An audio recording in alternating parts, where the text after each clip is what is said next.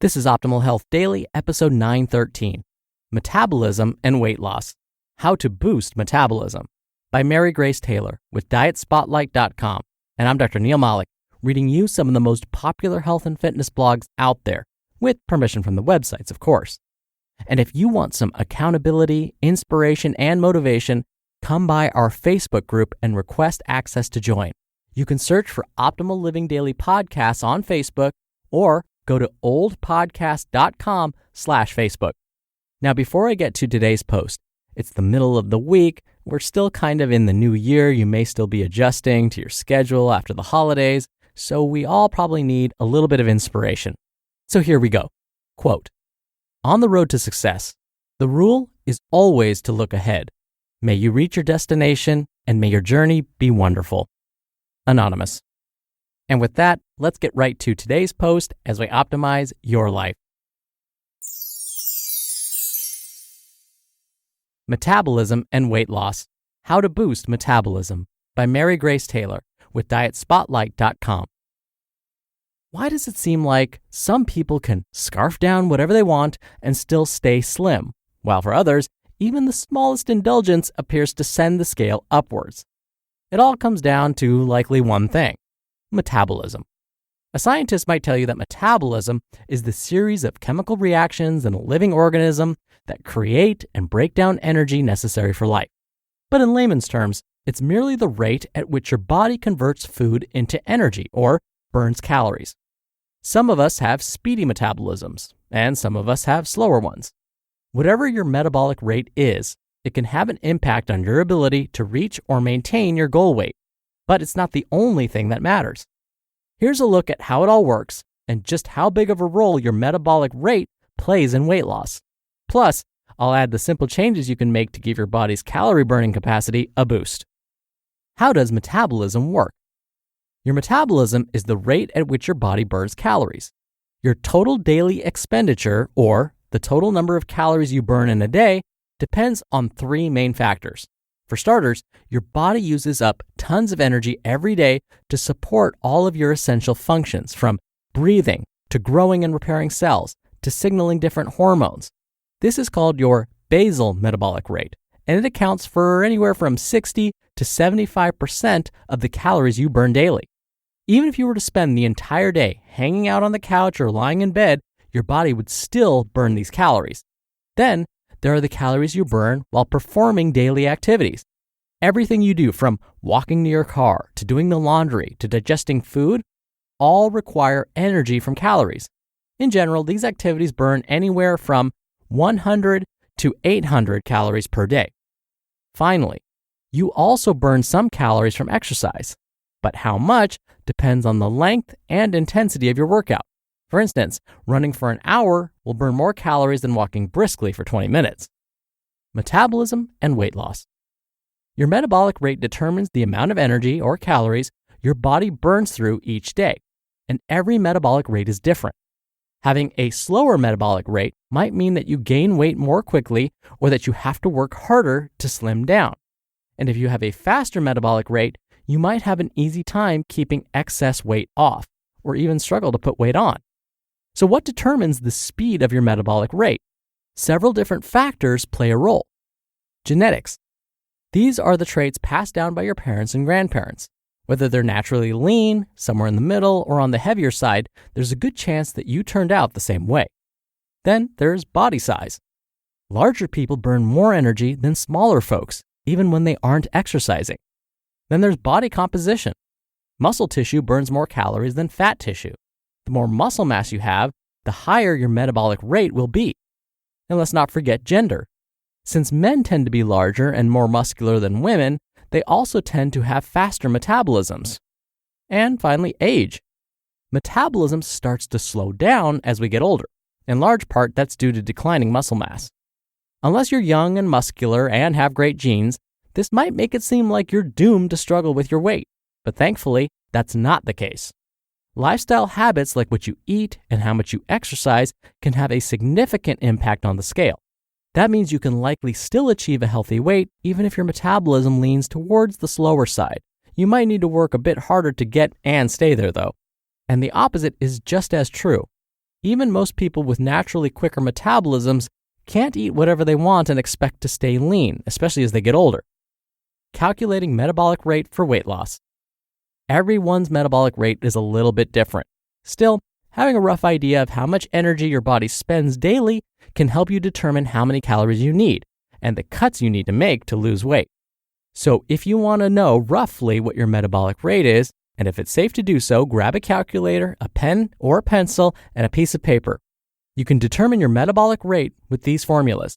So if you identify as a woman, here's the formula that you need to identify your metabolic rate. Take 9.99, multiply that by your weight in kilograms, add that to 6.25 times your height in centimeters, then subtract that from 4.92 times your age in years minus 161. If you identify as male, here's the formula that you'll need.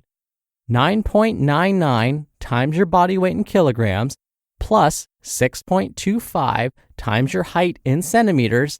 Subtract that from 4.92 times your age in years, and then add 5. If hearing those numbers is enough to make your brain hurt, there are many online calculator tools that use this same formula. How to boost metabolism.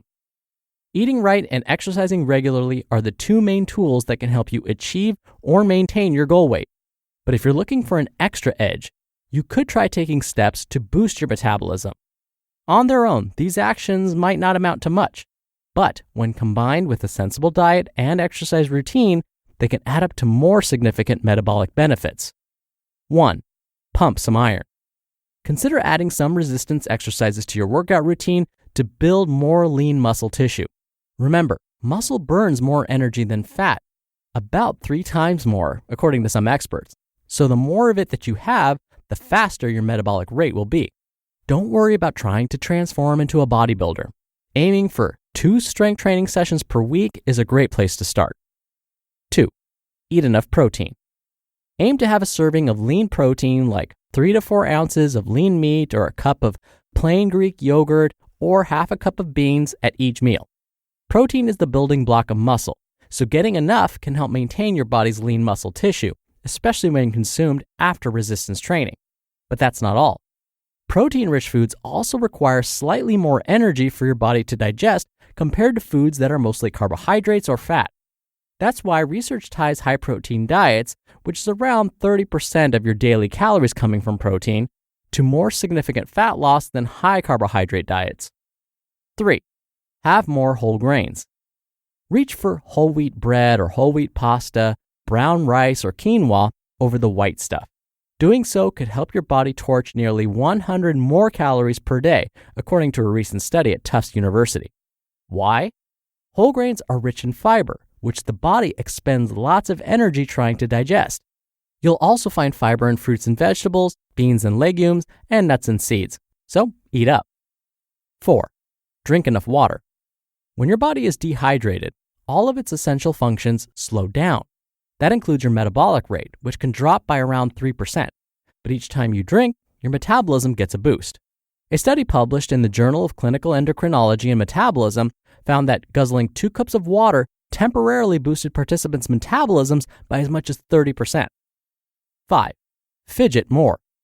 Bouncing your leg or twiddling your thumbs doesn't count as exercise, of course, but believe it or not, these little movements can add up to more calories burned over the day. When Mayo Clinic researchers compared slim subjects to obese ones, they found that the slim ones burned around 350 more calories daily just from fidgeting. And 6. Get enough sleep. Skimping on snooze time doesn't just leave you feeling crummy the next day. It could also mess with your calorie burn. Though the relationship between sleep and weight loss is complicated, research shows that sleep deprivation sets off a cascade of hormonal changes that can put the brakes on calorie burning. The lesson? Aim to get 7 to 8 hours of shut-eye per night. The bottom line on metabolism and weight loss. There are lots of factors that can affect your metabolic rate and in turn, how easy or difficult it is for you to lose weight. Some of them, like age and genetics, can't be changed.